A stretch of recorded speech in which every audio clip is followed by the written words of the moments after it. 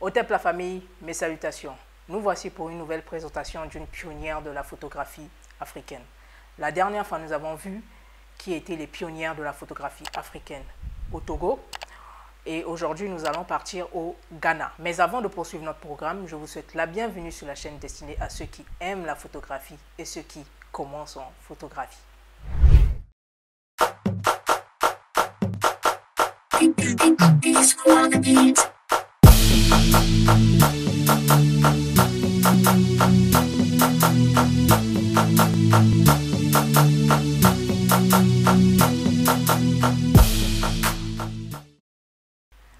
Je m'appelle Boukaka Mbaloula Chancelvi.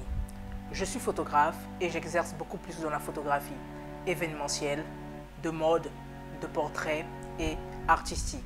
Donc si vous souhaitez vous faire prendre en photo, n'hésitez surtout pas de me contacter via les informations qui vont s'afficher sur l'écran. Il y a aussi un groupe Facebook qui avait été créé pour pouvoir favoriser le partage entre ceux qui commencent en photographie et ceux qui sont déjà dans le domaine de la photographie. Donc dans ce groupe, si vous commencez en photographie, si ça se trouve, vous pouvez trouver ce que vous cherchez. Et si vous êtes déjà dans le domaine de la photographie, n'hésitez surtout pas de venir nous partager les connaissances que vous avez en photographie. Donc je vous souhaite la bienvenue pour ceux qui vont s'ajouter par la suite dans le groupe. Il y a la possibilité de pouvoir retrouver les statistiques du nombre de vues des vidéos que je propose en fonction des différentes langues que je parle. Vous retrouverez ces statistiques dans l'onglet « Communauté » de ma chaîne YouTube. Et pour terminer, vous avez l'histoire de Kutototi que j'écris progressivement et vous avez des mises à jour chaque samedi. Et pour info, pour ceux qui ne connaissent pas encore cette histoire, vous pouvez retrouver l'intégralité de l'histoire sur mon blog, dont le lien va s'afficher sur l'écran. Maintenant que l'introduction a été faite, on va poursuivre notre programme. Je disais donc qu'aujourd'hui, nous allons partir au Ghana. Il s'agira de la photographe nommée Felicia Echourazi Abon, née Anka. Elle est née en 1935 au Ghana, à l'époque encore appelée Côte de l'Or britannique. C'est comme on dit généralement, elle va marcher sur les traces de son père. Son père était photographe, Monsieur Anka, et donc dès l'âge de 14 ans, elle va rejoindre son père dans ce métier en tant qu'assistante photographe. Et donc c'est comme ça qu'elle va intégrer le domaine de la photographie, formée par son propre père. Alors d'après les différentes ressources de recherche, je suis un tout petit peu partagée, mais on va dire qu'entre 1953 et 1955, elle va créer son propre studio photo. Et à proximité de son studio photo se trouvent deux autres studios photo dirigés par des hommes, dont les noms de ces différents responsables étaient James Barnor et Bruce Vanderpige. Et elle va recruter d'autres femmes aussi pour apprendre le métier de la photographie. Donc on comprend par là le challenge qui était à sa portée, sachant qu'actuellement nous vivons dans une société qui est beaucoup plus gouvernée par le régime patriarcal et qui met la posture de la femme, on va dire, dans des situations un peu délicates et qui remet constamment en cause la place de la femme dans la société. D'où le fameux challenge relevé par Felicia Echourazi Abon, née Anka. Entre-temps, elle s'était mariée à l'âge de 18 ans, donc 4 ans après avoir commencé à travailler dans le domaine de la photographie avec son père. En tant que première femme photographe professionnelle, son travail va se faire connaître dans sa nation. Et pour couronner le tout, elle va être même la photographe attitrée du premier président du Ghana, nommé Kwame Nkrumah.